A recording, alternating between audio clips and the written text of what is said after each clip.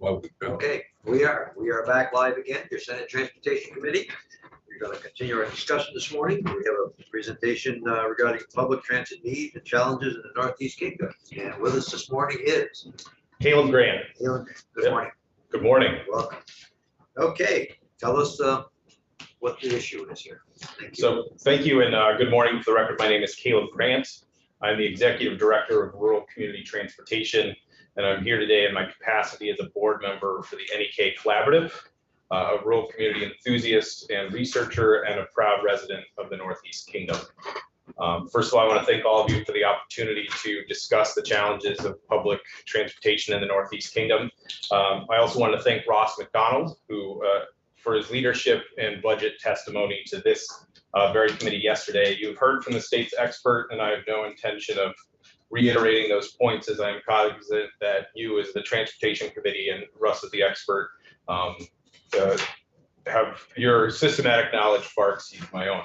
What I hope to share with you today is an on-the-ground experience of transportation needs and challenges, and hopefully give you some context to the weighty decisions that you have in this session. If there's any areas you'd like me to dial into details or background, I'm more than happy to do that. Just let me know. Thank you. If I could, I do have a short prepared statement to introduce the issues, and then I can give you an overview of rural community transportation as an agency. I will note that RCT and myself, as a core partner of the Lamoille County Working Communities Challenge, also serves Lamoille County. So please forgive me if any data or discussion kind of leaks out of the three counties of the Northeast Kingdom. I'm not here to whine or to tell you our problems, the but-fors, the lack of funding. I am here with inspiration and triumph, and I'm here with solutions and partnership. I joined RCT 5 months ago, and it's been nothing but amazed by the perseverance and joy I have experienced. You have phenomenal leaders in VTrans. You have experienced and dutiful visionaries leading the 7 transportation agencies across the state. You have a public that is calling for more and more of what it is that we do. And you have colleagues that see our work as the solution to social and climate crises. Transportation in Vermont is great, but there is a lot to discuss, and I appreciate that opportunity. Efficiency is king when it comes to public funds, and as a taxpayer and beneficiary of high-functioning, equitable, and vibrant communities, I support this. What is often missing from this conversation is the infrastructure, both tangible and conceptual, commercial, and social, that is built on the head of a pin that is transportation. The apex wavers precariously as we endure unexpected challenges, from catalytic converter thefts to fuel prices, driver illness, snowstorms, broken axles, and as we experienced this past weekend, a rogue owl that takes out one of our most critical vehicles. Our social services are contracting, workforce is barren in parts, substance use disorder is gripping individuals across demographics, our children need care, and housing is few and far between. All of you at this table know those things, but what I hope we all know, and what I hope you help me yell from the rooftops, is that any and every policy solution and benefit is laid to waste if transportation is not a critical stakeholder in that conversation. Not just an assumption and not just a presumed salvation. Transportation at its best is nothing noteworthy. It doesn't enter your mind or dictate your choices. It lives in service and permeates every corner of the state. We all know that that is not the state that we live in, both nationally or locally. And I know we have some public transportation users at the table, and I know you have experienced the challenges and barriers that create the chasm between choice ridership and necessity ridership, which is something I'd like to discuss further. When I first started this job, I changed the back of my business card to read, "Remove transportation barriers, make life better." I believe it to be that simple, and my colleagues and I work every day just at that challenge. There's a number of ways to address transportation as a critical element of challenges in the Northeast Kingdom as well as Vermont as a whole, and at times this may be the mindful decision to avoid public transportation entirely. Good project planning, land use, and service consolidation serves people better than any of my colleagues in a band can. Public transportation and the work of RCT is not the solution to all of our problems, but unless transportation is addressed at every step, It will fall to organizations like RCT to grab our duct tape, grease guns, and brake pads to continue the remarkable work of other agencies in the state. We're currently operating at a tremendous financial loss. Our people have given their blood, sweat, tears, and tears again, but I want all of you to know that we are getting people to their critical needs. We are getting them to their life-saving services, and we are finding a way to get the job done through volunteers, through regulation, federal regulation adjustments, and through sheer will and hard work.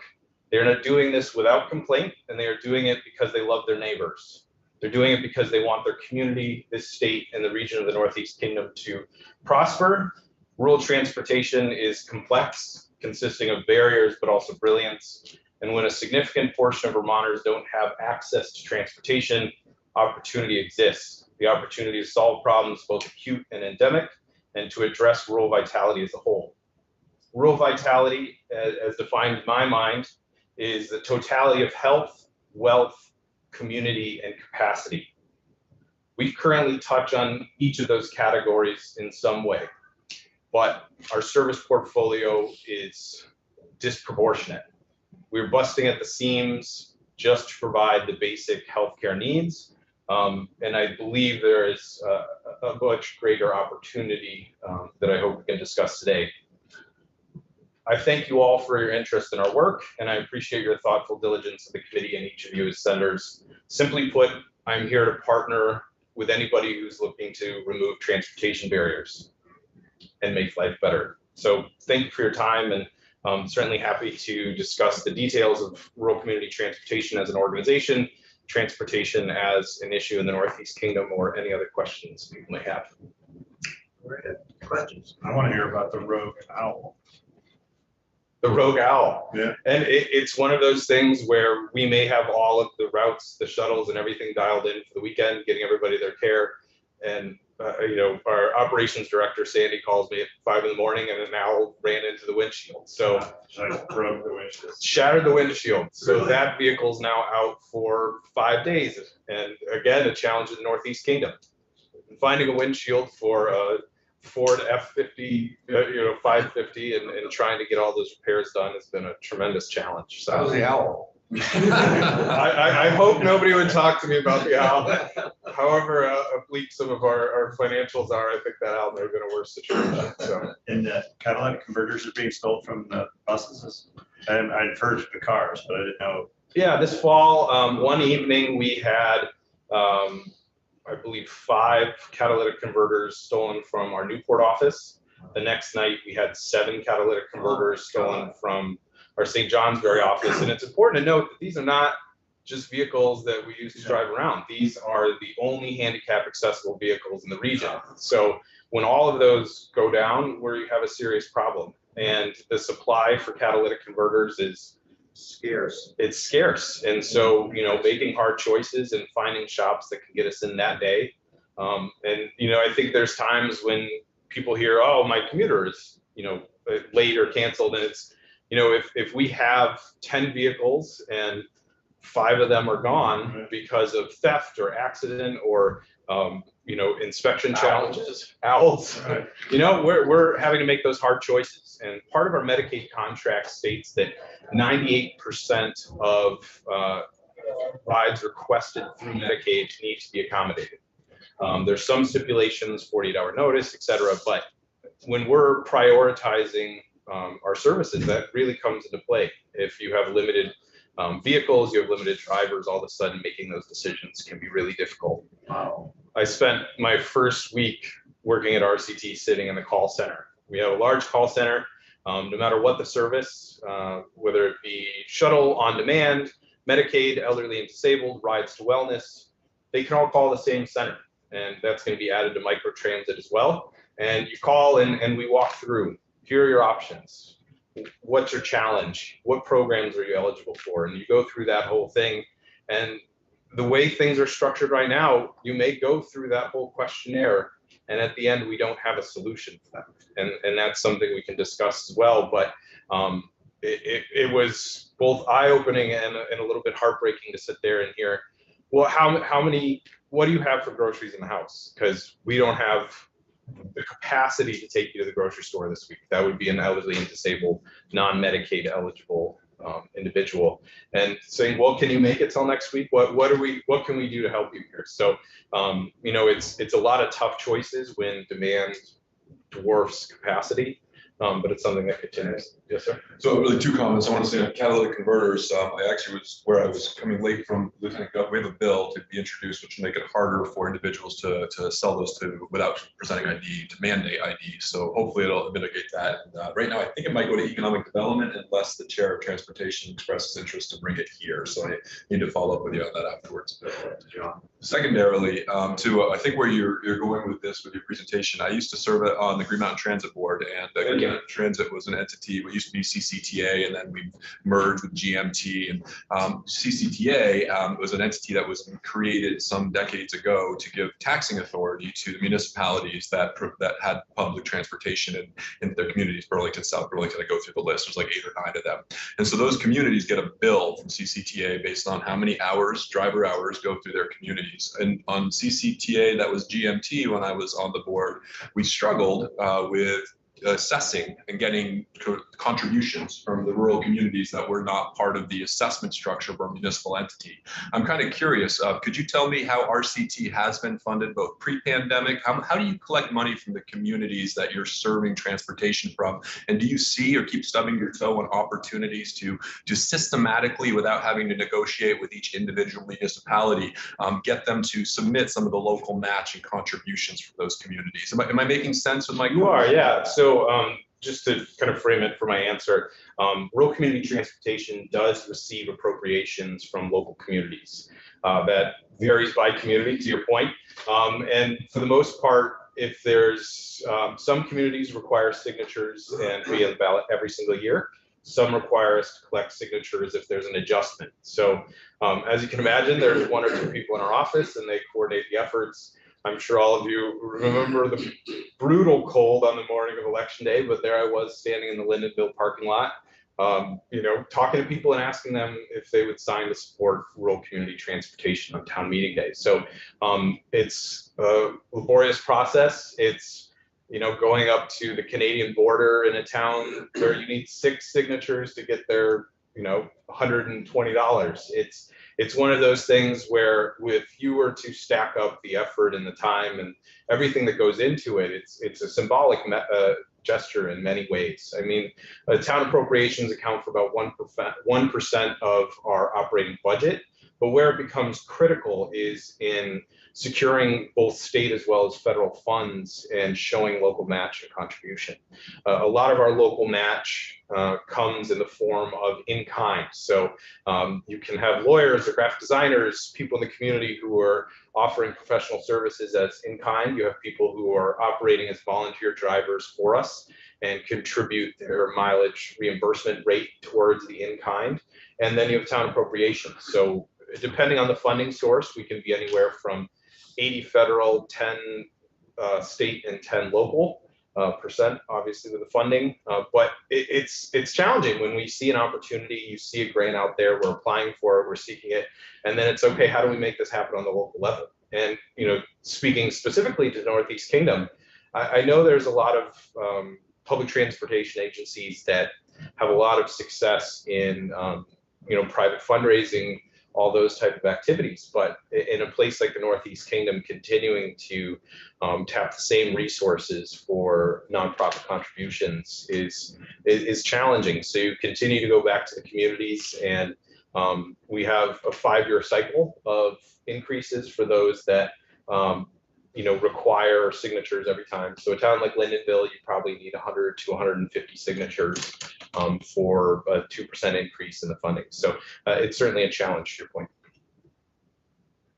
So great, thank you. So I agree, and I don't think it makes sense. It was never economical to hire an FTE paying them $80,000 to go out to all these communities, spending so much time trying to negotiate with each town select board for small amounts of money, which maybe would justify the expenditure that we were spending on that time. And I don't see that as a solution for the Northeast Kingdom with even smaller communities than what we were working with. One notion that has come to mind, and Senator Ingalls, I wish I had caught you before hand, but I love the idea of rational assessment, and I'm curious what your thoughts would be that if we attacked onto the car registration fees in the great state of Vermont a $3 public transportation fee. I understand last year 777,000 cars were registered in the great state of Vermont. You add $3 to each of those registration fees, that starts to get the money, the 2.5 million we're talking about, to pay and contribute. And that way it could also be proportional to when you pay the $3 fee for all your local communities, those monies could be routed to the public to support public transit. So those individuals that register a car would be subsidizing public transportation to address all of our climate needs, as well as to decompress, decongest our roads. Is that something that you would think would be more feasible to long-term sustainably fund regional or rural public transportation, rather than continuing what you're doing, going to all these individual communities, negotiating with select boards and trying to get those small partial amounts, but instead getting it from a registration fee from all the individuals in your communities registering cars? Right, and I think there are there is a statewide study on alternative funding methods, and not something I could speak on specifically, but I would say that you see in the small communities, especially in Northeast Kingdom, that small communities are at their capacity for funding things. I mean, if they're giving us funding, it's sacrificing roads, it's sacrificing public safety. There's so much demand on such small budgets. So I am very mindful of the impact asking municipalities or small communities to contribute to RCT has, and certainly am open to alternative funding models, however the state deems appropriate. Although we'd have to have something redistribution, because obviously the number of registrations in the Northeast Kingdom in a rural environment and the higher cost of delivering the service would mean, if you were saying, well, our $3 for Chittenden County registration stay in Chittenden County, you haven't really provide much in the way of additional resources. So you get into that redistribution, and then Chittenden County feels like they're the universal donor to the rest of the state. And or the benefactor of the monies, right? Yeah. They provided the bulk of it. So the other area that you touched on, Caleb, and I'm well aware of it, and that's the Medicaid transportation. We're working on that. Would you say, I don't know what this sugars off, but your non-emergency medical services, is it higher than Northeast Kingdom? Are there regions where in fact the demand for that service, because of the demographics, because of just the nature of the region, does Northeast Kingdom and Lamoille, do you have a higher rate of demand for those services than maybe in some other transit areas? I think that would be a fair description, and there's a number of contributions to that, some circumstantial and some just population dynamics. So we serve roughly about 90,000 people, if I have that correctly, and of that, we have 1,376 members of the Medicaid program. So if you think of from a percentage, that is the largest population of Medicaid recipients as members of the transportation community in the state. And so the other challenges come down to the types of ride and the distribution of services. So aside from having the most by volume of Medicaid recipients who are using transportation, we also have the challenges of going up to service distribution. So if you think about things like dialysis, treatments like BART Center and methadone, those types of treatments, depending on where they're located, can be an enormous burden on that. So I think there are specific issues to the Medicaid discussion that are specific to the Northeast Kingdom, both the geographic nature of it, but also the just level of service. You think about things, St. Johnsbury, we just had our Walgreens closed downtown. And that decision, what they informed their clients was that they could then go to the Lyndonville location. And I heard that, and it was thousands of trips that were never added, that were now added without any adjustment for compensation for the Medicaid program. They should go to Kinney's, St. J. Maybe they could, but in many times, depending on the location, specifically at Kinney's, it may not be walkable for that same population. That's true, that's not one. So it's the same thing, a ride for us. You have the St. Johnsbury dialysis clinic based off of, financial decisions, staffing decisions, reduce their number of service days. Those are now trips where we have to take the same dialysis treatments. Those treatments still need to happen. And so we're going up to Calais and taking people all the way to Lancaster, New Hampshire. So if you think about the demands and the cost, we're getting $35 roughly a week for Medicaid for that one member. And with one decision by a private company, we are now in absorbing the cost of going and picking up that person all the way from the Canadian border, driving them down in a vehicle that can take a wheelchair and take them all to Lancaster, New Hampshire. So now you have a driver who's now committed with a vehicle for about 4 hours when historically it would be an hour. So I think one of the things that is important to the discussion of Medicaid is that rate remains constant, irrelevant of the decisions that are made both on the private level as well as the state level. You think of elder meals, elder meals that obviously not falling under the Medicaid category, but as an example of decisions that are made that impact transportation in the Northeast Kingdom. If you reduce the sites of elder care meals as they did in Barton, all of a sudden, how are those people getting to their meals at those consolidated locations?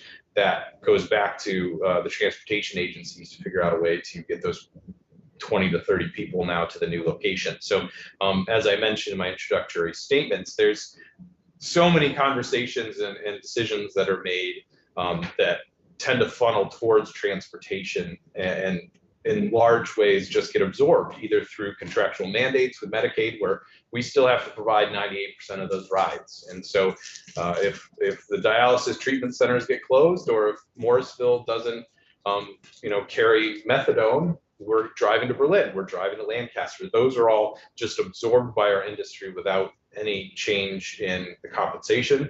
As many of you know, we use volunteer drivers. The volunteer compensation rate, as determined by the federal government, has gone up by 11%, and we're still getting that. So you can imagine with fuel prices, as you fill up the pump, you see it going up. Those all are just absorbed costs, and it feels as if in the industry it's a constant sink of decisions are made. The right decisions in many ways are made outside of our industry but absorbed by ours. So you want to speak, you're going to be one of the pilots from Morrisville? We are. Yeah, you want to speak to that just a little bit? And has that started?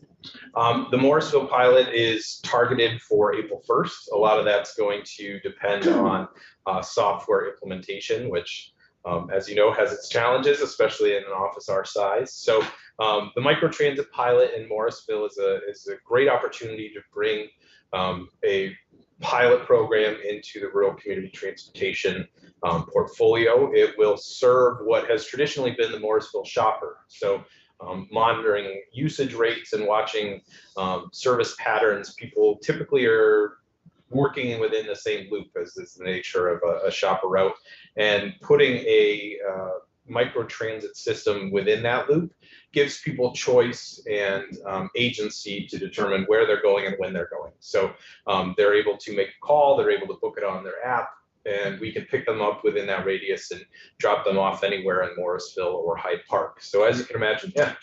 So are you still going to do the route and then in addition just do all these diversions, or you're only going to do the door-to-door transit delivery?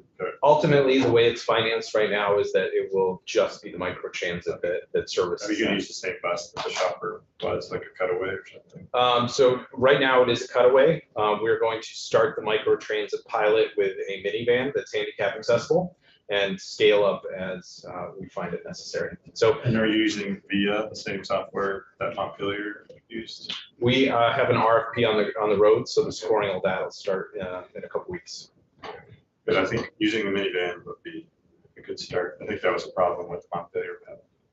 They used too large a vehicle to start off with. Yeah, I mean, you can put more people in it, but they didn't really have that many people, and it's And also, you don't have to have a CDL driver if you've got a small. Right, and it's not it's more comfortable ride, and you can get some places the cutaways couldn't get right to the door for those people that we thought really would do it because they didn't have to walk, still were having to walk. Do you have collaboration amongst other transportation networks as far as if it doesn't make sense for you to go further, or you can get a hold of somebody from Chittenden County to somebody that needs to go further, a drop off or anything like that? Or does somebody book the trip and you take them there and pick them up? I mean, do you guys ever work together to have a centralized, almost a hub to carry people further with any of these trips, or is just nothing that's needed, or? Yeah, so there's a couple layers to that response. One is what you see in commuter routes and those type of programs where our drivers are in constant radio contact. So, if our driver's coming down from St. Johnsbury on the route on US 2, they're going to be able to communicate with GMT's buses to say, hey, I have a passenger who's trying to make this connection. So in that sense, we're making sure those connections are made because you're talking to the passengers and you're figuring out where they need to go. When it comes to Medicaid transportation, there's some challenges because Money. right, you're driving for your members. So we have many transports that go to Boston, that go to Syracuse. I don't think I've been to Burlington in the past 6 months where I haven't seen an RCT vehicle going around Burlington. Dartmouth is a huge location for us. There's also the challenge of unhoused. So individuals who are experiencing homelessness are kept in a database to make sure that we're servicing them in the best way possible with their home provider, the provider of their designated territory, and getting them where they need to go. So it has its challenges because we may get a call and say, hey, we need to get this person to Rutland. And it's like, well, which agency is going to serve them in that capacity? So I think we do it well through open communication, but I'm sure there may be some opportunities for efficiency there. We have a very successful transportation cider group in the islands, Champlain Islands. And is that a different model than others use? Because it works very, very well in the islands. They take care of all transportation to the doctors and groceries. And is that different than a lot of transportation throughout the state? Is cider different? Probably, do you know a lot about cider group up there? I know a little bit. So I'm speaking from no place of authority when it comes to this. I just didn't know if that was a different model that they're using versus it's very, very successful for all 5 towns in the islands. They're all, they need transportation. St. Albans or Burlington, They provide more than transportation. I think that's what we were told. They do some other social services. Oh, yeah, they do. Don't they even have a home, a complex, a building complex? It seemed like I remember Well, they were giving it to us and to our other they moved communities. into the senior housing. That's their office, but they've been in business for years, and there's no public transportation in Burlington or anywhere else, so they have to rely on cider. There's a ton of volunteers. They have vans, they have cars, but it's very successful. I just didn't know if they're using a different model. Sounds like some similarities because the Northeast Kingdom has relied on volunteer drivers for a lot. decades. And a lot of them don't charge. They just do it on their own. Maybe because the island's a little more constrained geographically, it's easy. Maybe, I don't know what it is, but it goes all the way to the Alberta Canadian border to, like I said, it's very, very successful. People talk about it all the time, but they didn't know if it's a different model. Do you know, Senator, if they actually have town appropriations for cider? I don't know. I don't know what I know they do a lot of donations. They're always people donating money. Somebody else talk about it. And it is a different model. I do know enough to know that, as one of the 7 VPTA member public transportation agencies in the state, we are a brokerage service. So what that means is that we can work with community organizations, which I believe cider is. We work in the Northeast Kingdom with individual agencies who, have the opportunity to provide their own transportation. So we work with them, they provide the transportation, we channel compensation to them. We can do background checks on their drivers, we can inspect their vehicles. So it really is a linkage between some of these larger federal programs. And I think where that comes back is that discussion of the braided services is an agency like RCT with their call center and their dispatch center and all that skill set are able to work as a broker when it comes to agencies. I think the Lamoille House is looking at purchasing a vehicle through some of their capital campaigns. And so now they're going to provide their own transportation, but we're going to be able to direct some of that funding where we would traditionally have provided those rides. They're now adding to our overall capacity. So I think my understanding is that cider is a similar organization, is that it's a community organization who has chosen to invest in transportation and is using one of the 7 public transportation agencies in the state as a broker and a facilitator of that funding. That's how they get their vans or whatever help they get So GMT has a new director too. I believe so, yes. Right here. So have you had any, as a new director as well, have you had any connection yet with Clayton? I think he's a couple weeks in. I had the opportunity to meet him through the VPTA board virtually. Yep, so I was able to connect through that. But certainly being an executive director of one of these transportation agencies and making sure you're connecting with your community and other people experiencing that is a challenge, especially in the Northeast Kingdom. You spend as much time riding a bus or driving to get to these sort of things, which I think is both symbolic as well as just a tangible example of why it is more difficult up there. So I've met him virtually. I look forward to meeting him in person. Do you charge fares, and did you before the pandemic? We did not. Yeah. So could you say why? Why you never chose? Why did you choose to not collect? He fares? wasn't there, but Mary Well, Grant Well, that's was. why I'm asking, can you? Not- So I haven't been in the position to. I would have some serious questions about whether that would be a good fit for rural community transportation. And the reason I would say that is because the administrative cost of implementing a fee program or a fee or a fare program can at times surpass what you, especially for our services. As we're currently modeled, 60% of what we do is Medicaid. A good chunk rest of it is in E&D maybe. E&D. And so we don't really have the capacity to be in a service area where we would then be charging fees. Our commuters. E&D is elderly. Yes, sir. And so if you look at our commuters and our shuttle programs, charging a fee, the administration would surpass whatever the fee You is. send out for donations, you have any fundraising or anything? for- We do. We use QR codes and people can contribute. We often during the holidays will provide handicap transportation to individuals to their home events and oftentimes get contributions in that form as well. So I'm not to say we are without both donations and people who feeling they want to contribute towards our services. But as you know, the Northeast Kingdom does have its financial challenges, both on an individual as well as I a know large that scale. it's a site they send out, they're constantly fundraising, I know that, they're very Right. active in fundraising, and it's very successful too, because they have people in Virginia funding money, and they find a cause to help elderly, to help people, they're very generous about that, so I think, yeah. I'd love to see, of course, everything costs, right? To find out anything now, it just costs money, but I'd love to see something that would show that if you could have the ability to take monies to people that could pay, to what a difference it would make to supplement your organization, because there are people who choose to take the bus that have means to pay, I think it would probably surprise anybody what those funds could raise to offset some of what you're trying to do. You have to be careful that the cure isn't bigger than what the cause is, but I bet it would shock you what the ability to pay is versus whatnot. But Points there, Eagles. That's why I like the $3 surcharge on the car registration fee, because those are people that have the ability to pay for a vehicle and they have to register their car. And they can Not subsidize everybody, public so transportation. some of them are not Yeah. money. You're treading on good territory. It can be a regressive, Yes.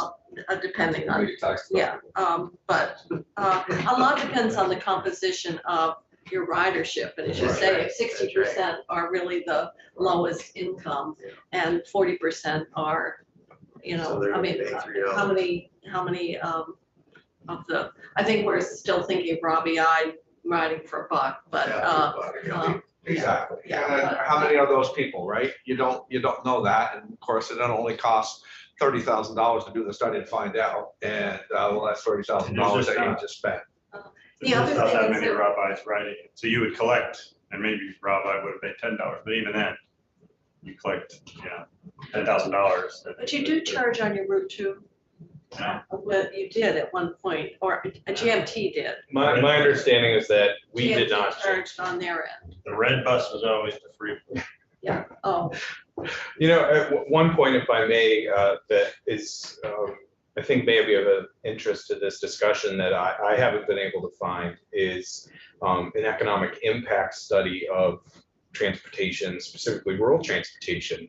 I mean, you think about the industries, both commercial and social, that are built on the dependence of rural transportation and even urban transportation. There's beneficiaries to our ability to transport workforce and transport shoppers. And it seems that there may be an opportunity there at the end of the stream rather than in the users to find some sort of contribution. I just like the idea of people with cars subsidizing those who take public transportation, $3. But I love fees. I guess you suppose do. it's on YouTube. Yeah. Why don't you propose those, all those fees you pay publicly, you know? Yes, anything else? I'm happy to discuss the actual structure and infrastructure of rural community transportation as an organization.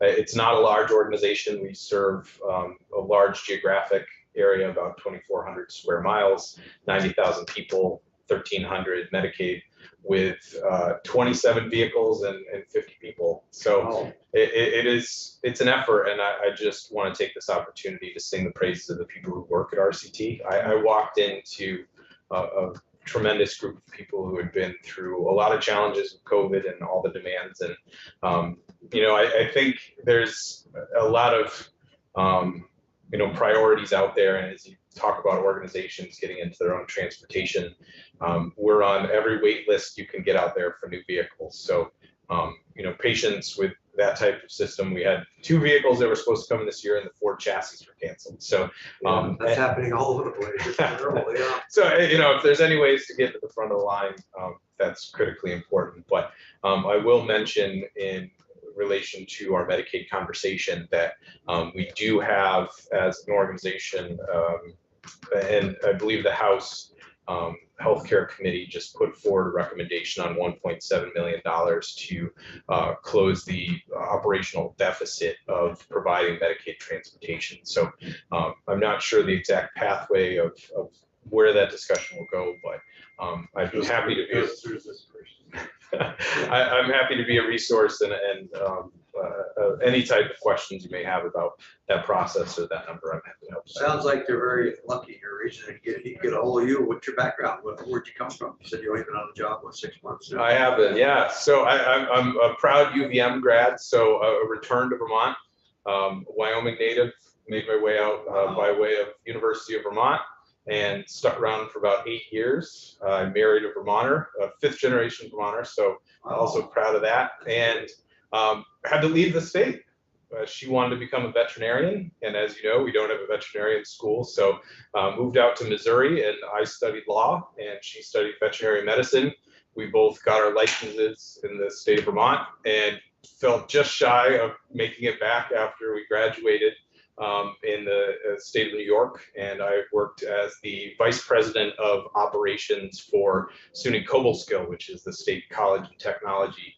So as you can imagine, running operations for college, I actually reduced the fleet by going into public transportation. Wow. But got married in St. Johnsbury, and have, my in-laws live in St. Johnsbury, so very familiar with the area and familiar with the work, and thrilled to be back. So Your wife into veterinarian, is she into that deal? she is. She's specialized.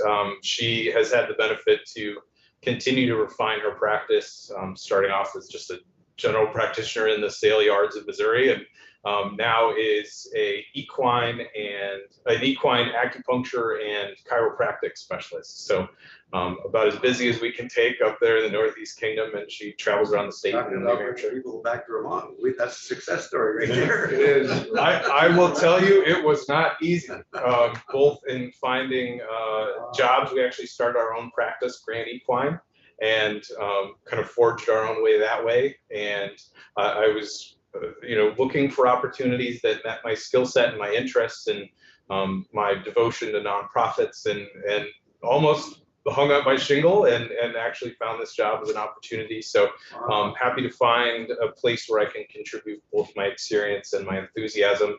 And as I said, I have a 18-month-old and a 4 100-year-old. So I bought them, or my father-in-law got them lifetime hunting license in the state of Vermont. That's right. Based on pure enthusiasm that we make it back. So it proved fruitful, and we're thrilled to be back. But probably could have found, as Senator Ingalls know, a better time to purchase a house in the Northeast Kingdom. But we were fortunate to land in East Burke, so get to benefit from Kingdom Trails and all the excitement that's happening up there. So really happy to be in the area. Really happy to be a Down in RCT. Wyoming. So I was born in Rock Springs, but my family's lived in Pinedale, and my mom's now up in Buffalo in the Bighorn Mountains, so right off the Montana border.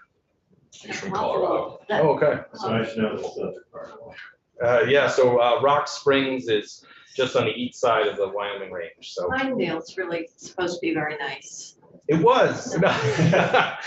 Pinedale, But Buffalo is right on, isn't that the, It's up in the corner by that's, isn't that the pass, yeah,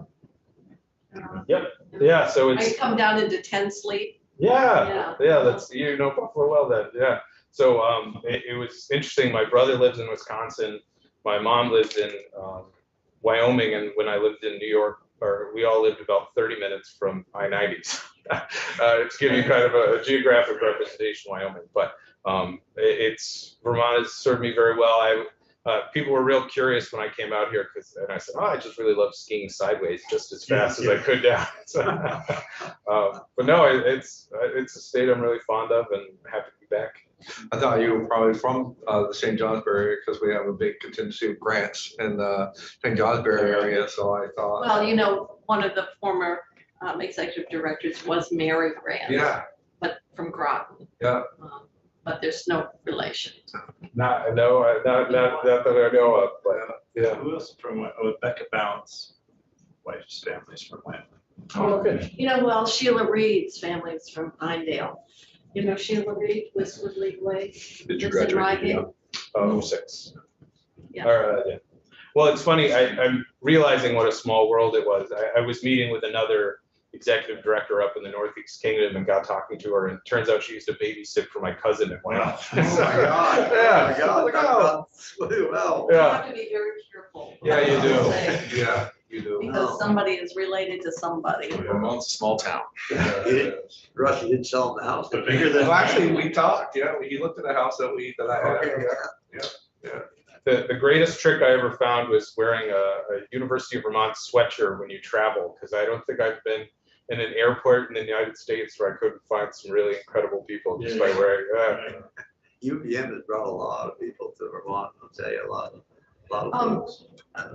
Campus here, the Northeast Kingdom, actually as a region, I would say probably the Northeast Kingdom has got the strongest identity.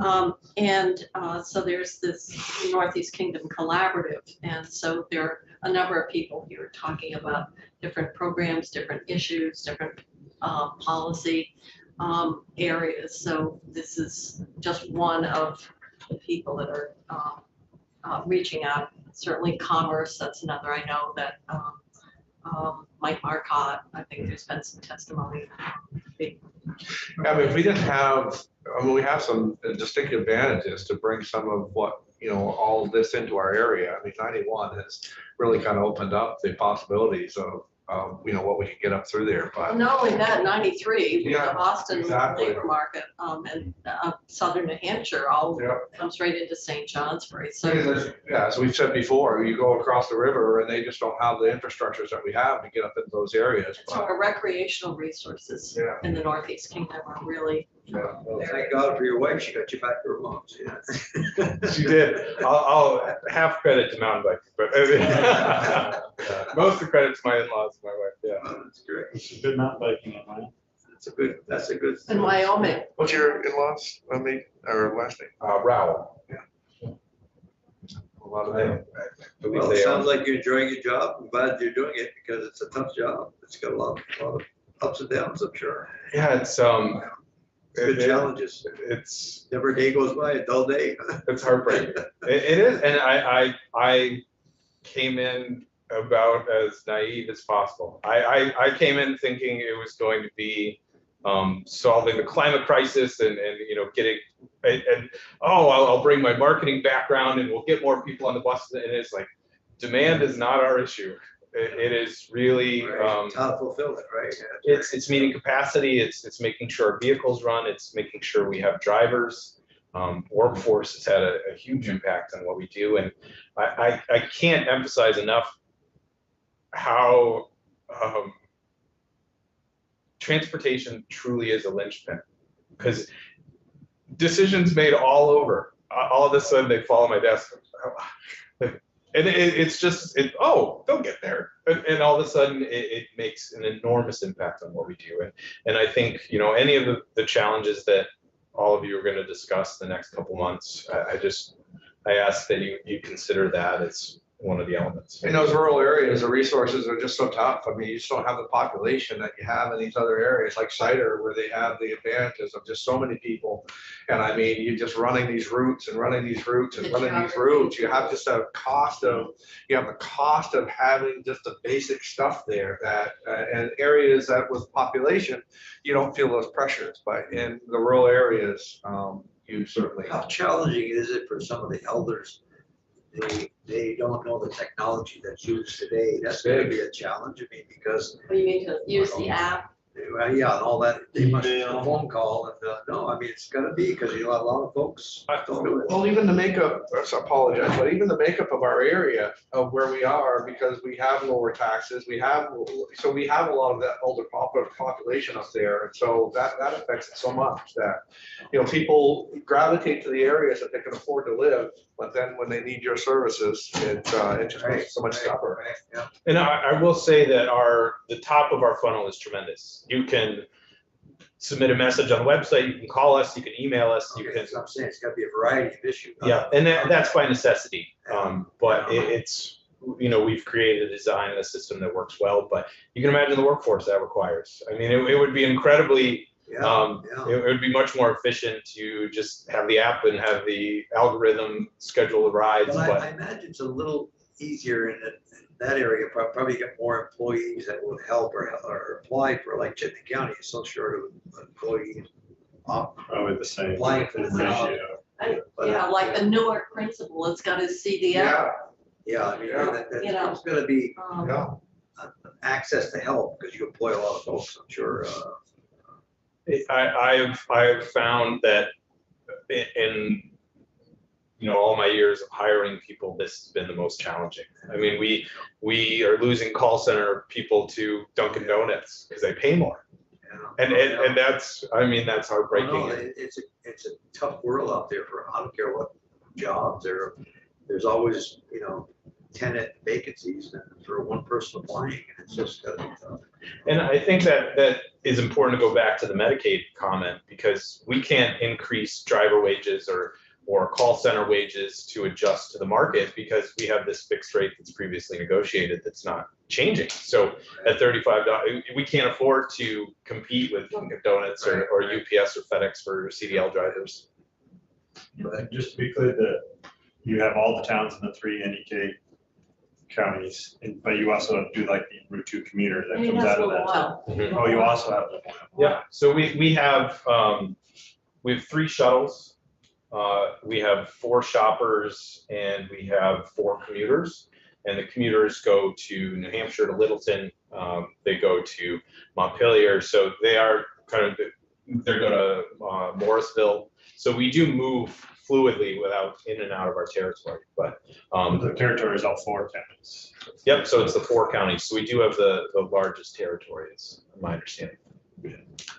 Well, thank you for serving, and we appreciate it. Sounds like you're doing a great job. Thank you. Thank you. I appreciate all your time, and please use me as a resource as you need. All right, Yeah. good. And Thank you. likewise, if you run into, Yeah. I mean,